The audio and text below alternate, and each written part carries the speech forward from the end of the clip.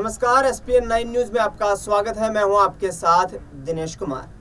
महाराष्ट्र में सियासी उथल पुथल की यहां पर सरगर्मियां दिल्ली तक बढ़ती हुई नजर आ रही हैं।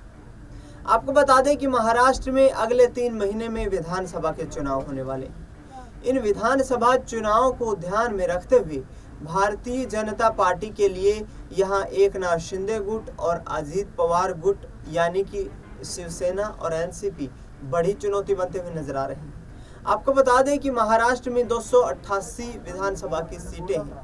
इन 288 विधानसभा सीटों को लेकर के जिस तरीके से रणनीतियां तैयार की जा रही हैं, उन रणनीतियों के आधार पर एकनाथ शिंदे हों या फिर उनके साथ साथ यदि बात करें तो यहाँ अजित पवार हो, ये दोनों राजनेता अब केंद्रीय कैबिनेट मंत्रालयों की मांग करते हुए नजर आ रहे हैं। और केंद्रीय कैबिनेट मंत्रालयों की मांग साफ तौर पर इसलिए की जा रही है कि इस पूरे मुद्दे को लेकर के कहीं ना कहीं जो एकनाथ शिंदे गुट और अजित पवार गुट नाराज नाखुश दिखाई दे रहे हैं। पिछले वक्त जिस तरीके से बीजेपी के एक विधायक ने इस्तीफा दे करके और एनसीपी शरद पवार की पार्टी में जाने का फैसला किया, उसके साथ साथ अजित पवार गुट के भी कई नेता यहां शरद पवार के संपर्क में जाते हुए नजर आए।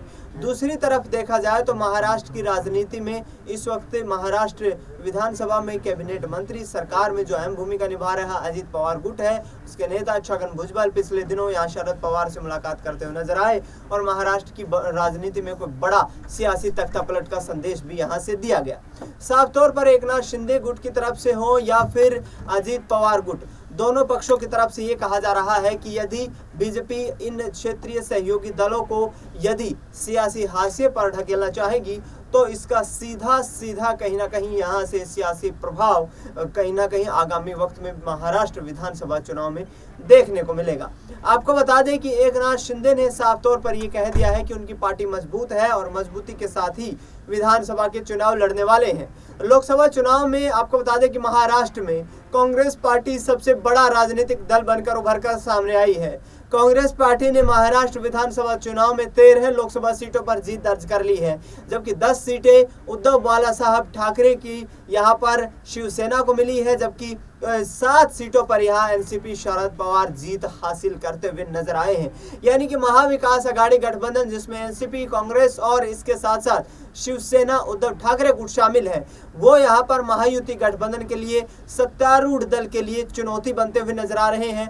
महाराष्ट्र की राजनीति में आगामी वक्त में बड़ा सियासी भूचाल भी देखने को मिल सकता है, क्योंकि हिंदुत्व की चिंगारी लगाने वाले बाला साहब ठाकरे की चुनावी रणनीतियों को यहां पर भारतीय जनता पार्टी जिस तरीके से आगे बढ़ाती हुई नजर आई थी और अब उनकी पार्टी 2 गुटों में परिवर्तित हो चुकी है। ऐसे में क्या शिवसेना वाकई में अब एकजुट होती हुई नजर आएगी और एकनाथ शिंदे और अजित पवार क्या विधानसभा चुनाव से पहले एक बार फिर से अपने पुराने संगठन का रुख करते हुए नजर आएंगे? इस पूरे मामले पर आपकी क्या राय प्रतिक्रिया है, कमेंट बॉक्स में जरूर बताएं। देश दुनिया की तमाम बड़ी खबरों के लिए आप देखते रहिए एसपीएन 9 न्यूज।